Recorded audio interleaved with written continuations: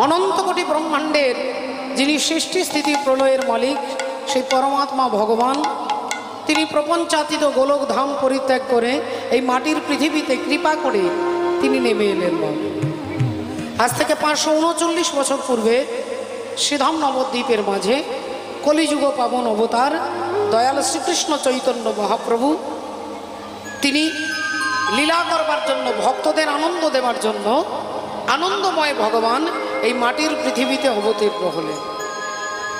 সুরধ্বনি তীরে আমার গৌর কিশোর সহচরগণ মেলি আনন্দে বিভোর।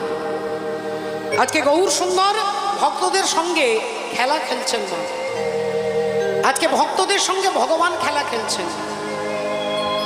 আর সেই খেলা রাধে রাধে।